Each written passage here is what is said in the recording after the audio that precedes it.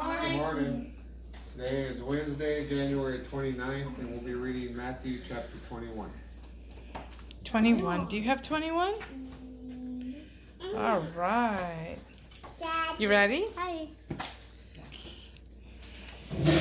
Thumbs up.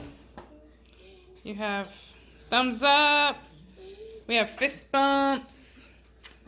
Fist bump. Catherine, there's fist bumps going on.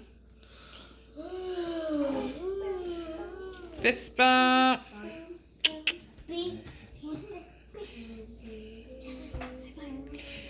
Gabriel, you ready? Yes, you know where we are? It's a fist bump. She's looking for a fist bump. There you go. High five. Oh, high five. That's different. She's in fist bump mode. No, It's like, just no, close it up. close it in. All right.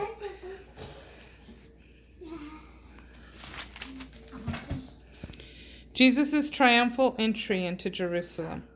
Now, as they were approaching Jerusalem, they arrived at the place of the stables near the Mount of Olives. Jesus sent 2 of his disciples ahead, saying, "As soon as you enter the village, you will find a donkey tethered along with her young colt. Untie them both and bring them to me. And if anyone stops you and asks, 'What are you doing?' just tell them, the Lord of all needs them, and he will let you take them." All of this happened to fulfill the prophecy. "Tell Zion's daughter, 'Look, your king arrives. He's coming to you full of gentleness, sitting on a donkey, riding on a donkey's colt.'" So the 2 disciples went on ahead and did as Jesus had instructed them. They brought the donkey and her colt to him and placed their cloaks and prayer shawls on the colt, and Jesus rode on it. Then an exceptionally large crowd gathered and carpeted the road before him with their cloaks and prayer shawls. Others cut down branches from trees to spread in his path. Jesus rode in the center of the procession, crowds going before him and crowds coming behind him, and they all shouted, "Bring the victory, Lord, Son of David. He comes with the blessings of being sent from the Lord Yahweh. We celebrate with praises to God in the highest." As Jesus entered Jerusalem, the people went wild with excitement. The entire city was thrown into an uproar. Some asked, "Who is this man?" And the crowds shouted back, "This is Jesus. He's the prophet from Nazareth of Galilee." Jesus in the temple.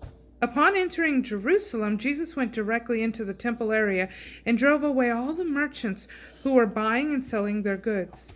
He overturned the tables of the money changers and the stands of those selling doves.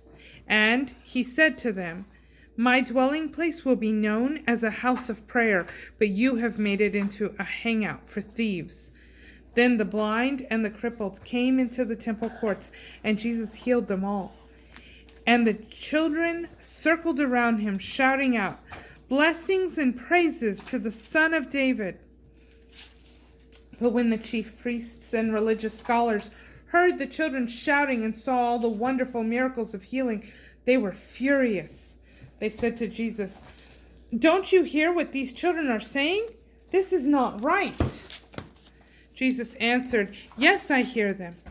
But have you never heard the words, 'You have fashioned the lips of children and little ones to compose your praises'?" Jesus then left at once for the nearby village of Bethany, where he spent the night. While walking back into the city the next morning, he got hungry. He noticed a lone fig tree by the side of the path and walked over to see if there was any fruit on it, but there was none. He found only leaves. So he spoke to the fig tree and said, "You will be barren and will never bear fruit again." Instantly, the fig tree shriveled up right in front of their eyes. Astonished, the disciples asked, "How did you make this fig tree instantly wither and die?" Jesus replied, "Listen to the truth. If you have no doubt of God's power and speak out of faith's fullness, you can be the ones who speak to a tree and it will wither away. Even more than that, you could say to this mountain, 'Be lifted up and be thrown into the sea,' and it will be done. Everything you pray for with the fullness of faith, you will receive." The authority of Jesus. After this, Jesus went into the temple courts and taught the people. The leading priests and Jewish elders approached him and interrupted him and asked, "By what power do you do these things? And who granted you the authority to teach here?" Jesus answered them, "I too have a question to ask you. If you can answer this question, then I will tell you by what power I do these things. From where did John's authority to baptize come from? From heaven or from people?"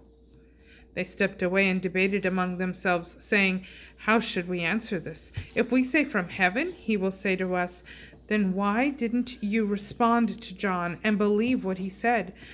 But if we deny that God gave him his authority, we'll be mobbed by the people, for they're convinced that John was God's prophet." So they finally answered, "We don't know." "Then neither will I tell you from where my power comes to do these things," he replied. The parable of two sons. Jesus said to his critics, "Tell me what you think of this parable. There once was a man with two sons. The father came to the first and said, 'Son, I want you to go and work in the vineyard today.' The son replied, 'I'd rather not.' But afterwards, he deeply regretted what he said to his father, changed his mind, and decided to go to the vineyard. The father approached the second son and said the same thing to him. The son replied, 'Father, I will go and do as you said.' But he never did. He didn't go to the vineyard. Tell me now, which of these two sons did the will of his father?" They answered him, "The first one." Jesus said, "You're right. For many sinners, tax collectors, and prostitutes are going into God's kingdom realm ahead of you. John came to show you the path of goodness and righteousness, yet the despised and outcasts believed in him, but you did not. When you saw them turn, you neither repented of your ways nor believed his words." The parable of the rejected son. Pay close attention to this parable, Jesus said. There once was an honorable man who planted a vineyard. He built a fence around it, dug out a pit for pressing the grapes, and erected a watchtower. After he leased the land to tenant farmers and then went a distance away. At harvest time, he sent his servants to the tenants to collect the portion that was due him as the lord of the vineyard. But the tenants seized his servants and beat one, killed another, and stoned another. So the landowner sent other servants, even more than at first. But they were mistreated the same way. Finally, he sent his own son to them, and he said to himself, "Perhaps with my own son standing before them, they will be ashamed of what they've done." But when the tenants saw the son, they said, "This is the heir. Let's kill him, and then we can have his inheritance." So they violently seized him, took him outside the vineyard, and murdered him. You tell me, when the Lord of the vineyard comes, what do you think he will do to those tenants? They answered, "He will bring a horrible death to those who did this evil, and he will completely destroy them. Then he'll lease his vineyard to different tenants who will be faithful to give him the portion he deserves." Jesus said to them, "Haven't you ever read the scripture that says, 'The very stone the builder rejected as flawed has now become the most important capstone of the arch of the arch'? This was the Lord's plan. Isn't it a miracle for our eyes to behold?